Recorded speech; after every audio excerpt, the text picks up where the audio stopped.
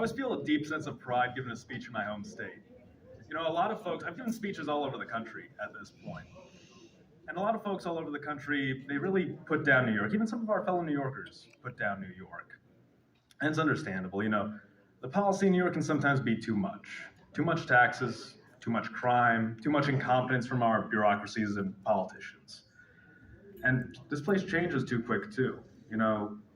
My home neighborhoods have changed a lot since I was a kid. They've changed a lot since my neighbors were kids, and they've changed a lot since my parents were kids. Change is natural, all right. But there's changing for the better and there's changing for the worse. And I think we can objectively say things are changing for the worse. Things are more expensive than ever. Our money's weaker than ever, actually. The streets are dirtier, heck, even the buildings are uglier. Criminals walk out of court scot-free. School costs an arm and a leg for an education that isn't even worth subway fare. Rent's through the roof for us, but people who came here illegally, they're being put up in swanky hotels all over the city and state. Beyond that, people just feel less safe and more divided. A lot of folks seem to have lost that sense of belonging to something bigger than themselves and either become lonely or fall in with a bad crowd. I take the subway and nobody looks at each other. Nobody talks to each other. We're all just strangers. You have a homeless guy ranting and raving down the subway cars, begging for money, or causing a scene, and most people pretend nothing is going on. We would rather refuse to acknowledge a problem or avoid it entirely than actually solve it. That's true for more than just the subway. How often do we turn a blind eye to something that is so evidently wrong, just because we refuse to acknowledge it? We got problems. Our home is a mess. But it's our home. No one's gonna clean it but us. No one who isn't one of us could understand what it's like to look at Brighton Beach, or Astoria, or Hempstead, or Albany, and despite all their flaws, know that nowhere is home like New York is home. That's why you hear all this shouting from the other states, move to Texas, move to Florida, move to Georgia, because they can't understand what it's like for New York to be somebody's home. Home to them is countryside, dirt roads, and Confederate flags. Look, to each their own, but they know we're different. They're the real Americans and we're just Yankees. To them, New York is a business center, and the South is where everybody should be living. Look, they're well-meaning and they're great people, but they don't understand us. Home to me is right by the Hudson River.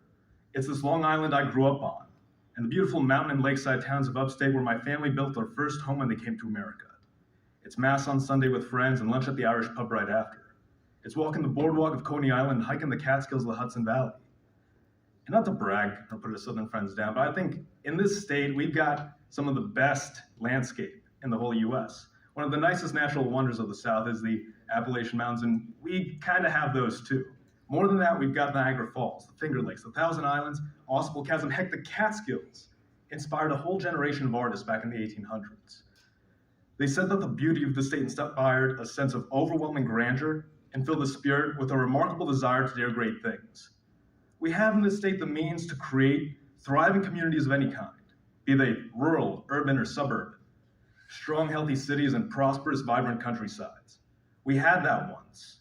We had a state where various communities were properly served by a government which understood them and saw their needs met, instead of the system we have today where the city, if even it does try to help the suburbs and small towns, does in the most ham-fisted way imaginable. Long Island problems need Long Island solutions. Upstate problems need upstate solutions. And they don't need to conflict with each other. Every part of the state has the capacity to work with its other parts and should be working in harmony. It would just take the right leadership. And we're more than capable of that. Nowhere but New York could have made a man like Donald J. Trump, who himself said, when people want to knock New York, first of all, you shouldn't be doing it because you have a massive population there. When you knock New York, you've got to go through me. When we talk about values, what do we see in New York values? Honesty and straight talk. It's a work ethic. Hardworking people. New York, believe it, is about family. It's about the energy to get things done. New York is an amazing place with amazing people. This place is special.